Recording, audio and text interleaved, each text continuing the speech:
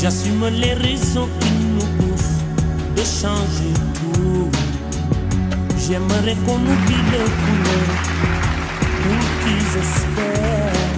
Beaucoup de sentiments, de race qu'il faut qu'ils désespèrent. Je veux les gamins ouverts, les amis pour parler de leur peine, de leur joie pour qu'ils le vivent. Des infos qui ne divisent pas, changer. Alors généralement quand je parle ou je suis invité à parler, je parle toujours de mon parcours ou du travail que je fais avec l'association Bahri, notamment les projets de Hemri le chiffonnier, les opérations de nettoyage de plage. Aujourd'hui, c'est la première fois où je me mets à nu et je parle de qui je suis vraiment et qu'est-ce qui fait que je suis devenu aujourd'hui dans le bénévolat et dans la promotion du Maroc.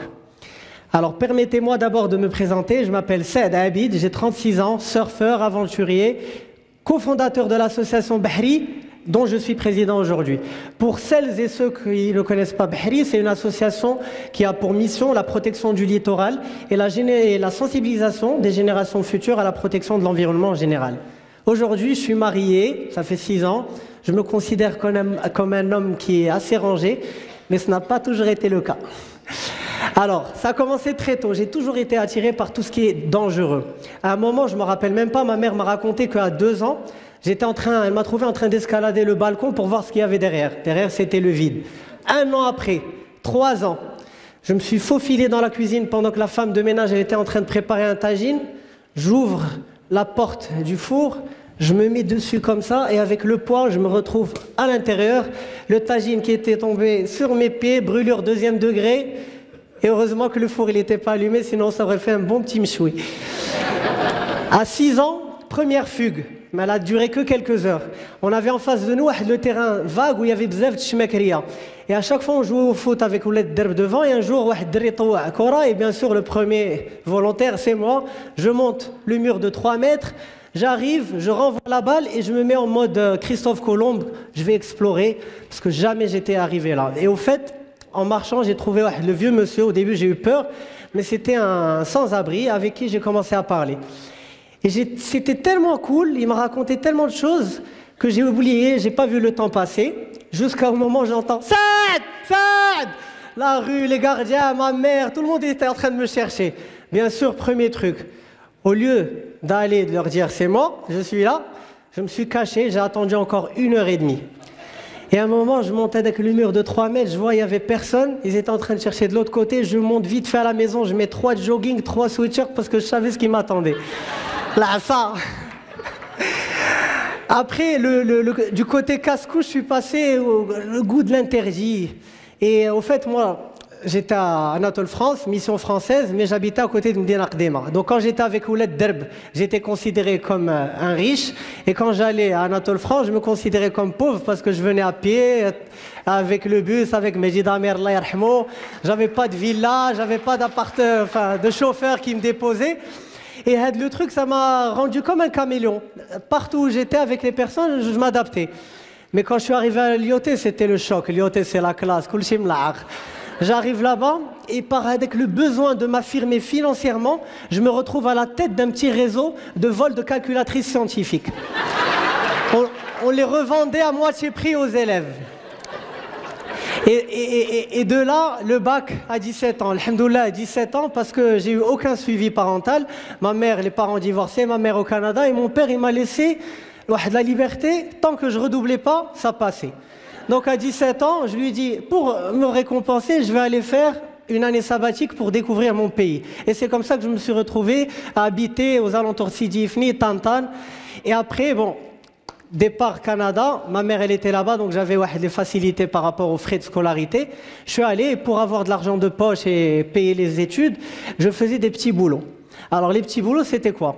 Je distribuais des flyers dans la rue, j'organisais des soirées, j'ai fait pizzaiolo et j'ai fait plein de petits trucs. Jusqu'à un moment où on m'a proposé l'argent facile. Et on m'a proposé d'aller acheter des affaires avec des cartes de crédit clonées. Alors j'ai bien sûr, quand on est jeune, on est con, donc j'ai accepté. Et avec le côté audacieux, m'a aidé à convaincre les vendeuses que la carte crédit platine ou gold que je lui présentais, c'était la mienne, malgré le jeune âge. Et ça a marché jusqu'à un moment où j'ai vraiment merdé et c'est tombé sur un ami, c'était une victime, et j'ai eu le déclic incroyable. j'ai complètement changé mon mindset et ma relation par rapport à l'argent. Je m'en foutais royalement. Je voulais investir sur tout ce qui est expérience, voyage. Et aujourd'hui, à 36 ans, je vous parle, j'ai ni appartement, ni maison, ni voiture. Le seul truc que j'ai, c'est la petite Vespa qui me supporte depuis 7 ans dans les ruelles de Casa. Mais ça ne me dérange pas. Donc après ça, je suis allé voyager. J'ai habité 1 an au Mexique où je suis allé apprendre l'espagnol. Le seul boulot que j'avais, c'était donner des cours de surf au Nana seulement en 4 langues. C'est un avantage 4 langues. Après ça, de voyage de pays en pays, je suis revenu à Montréal pour avoir la nationalité, grâce à ma mère, au sacrifice qu'elle a fait. Allah yakhliha liya. Et après, c'est le Maroc, je suis revenu ici. Et c'est là où j'ai entamé, après de petits boulots, l'aventure Bahri.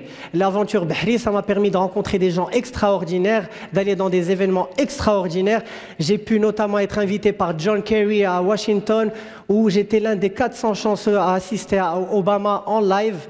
L'année dernière, en septembre, j'ai été invité par le secrétaire général des Nations Unies, Antonio Guterres, pour participer à une réunion de haut sommet avec à mes côtés Al Gore, Michael Bloomberg. J'étais le seul Marocain. Et aujourd'hui, avec le culot, m'a permis d'aborder des fois certaines personnalités comme le roi, quand je lui ai souhaité bon rétablissement à la COP21, ou quand j'ai demandé à Macron quand est-ce qu'il allait revenir au Maroc manger des tagines. J'avais fait danser des inconnus américains sur des chahbi. J'ai fait quelques petites vidéos qui ont buzzé. Et c'est ce même culot qui m'a permis d'aborder ma petite Fessia adorée avec qui je me suis marié, qui a accepté de se marier avec un Shilhazak. Et 7 ans après, on est encore ensemble et j'attends un enfant, Inch'Allah, donc c'est super. Aujourd'hui, mon objectif en tant qu'entrepreneur social, c'est vraiment de partager ma passion et d'accompagner les enfants défavorisés et de faire des actions RSE où là des vidéos qui vont, je l'espère, inspirer, faire rire, sourire. Et j'espère que mon histoire vous aura fait le même effet. Merci. J'assume les raisons qui nous poussent de changer tout. J'aimerais qu'on oublie le couleur